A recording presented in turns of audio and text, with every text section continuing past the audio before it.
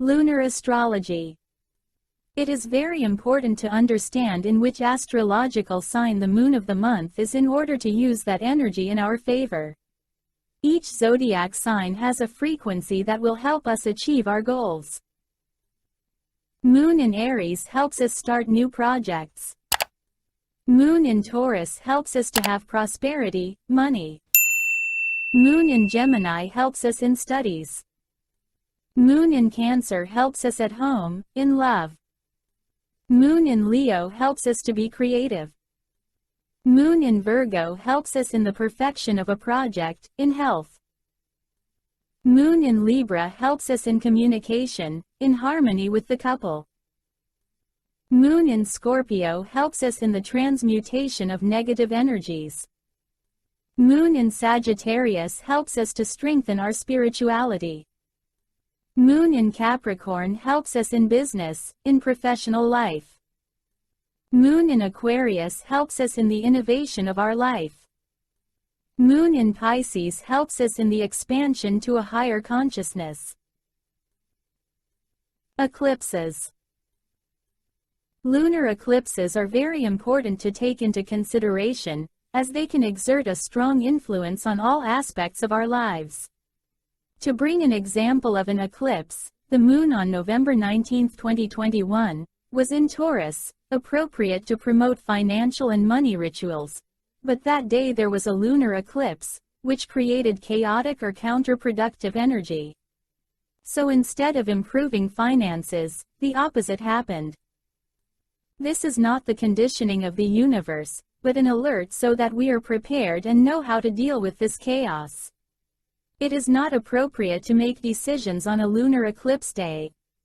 In the eclipse of November 19, 2021, there were social convulsions regarding the economy, and scandals related to corruption and mismanagement of economic resources in different countries arose.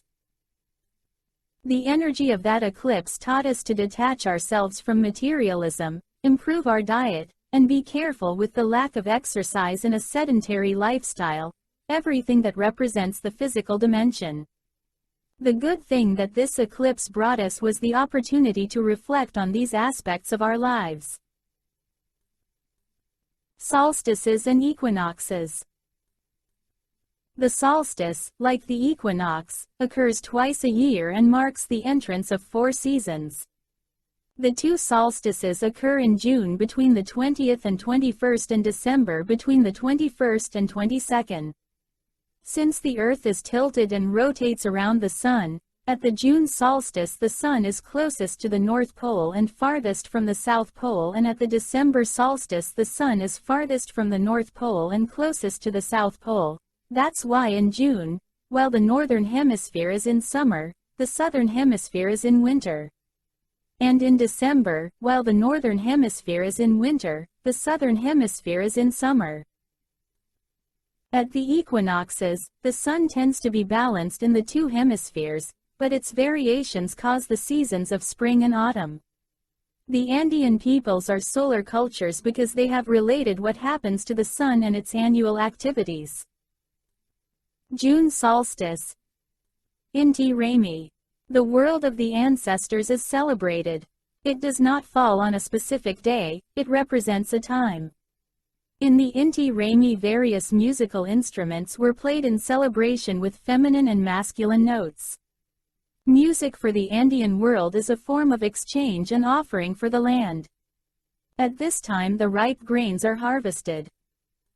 After the conquest, the Catholic Church merged the Inti Raymi with the celebration of Corpus Christi. September equinox, Kula Raymi. Feminine ritual, the festival of the moon, and the festival of women. The fertility of the earth is celebrated. The Catholic Church attributed it to the Feast of the Virgins. December solstice, Kapak Raymi. The world of the living is celebrated. The Catholic Church fused it with the birth of Jesus. March equinox, Pakar Raymi. Masculine energy is celebrated. The appearance of wildflowers and grains is celebrated. 。 . 「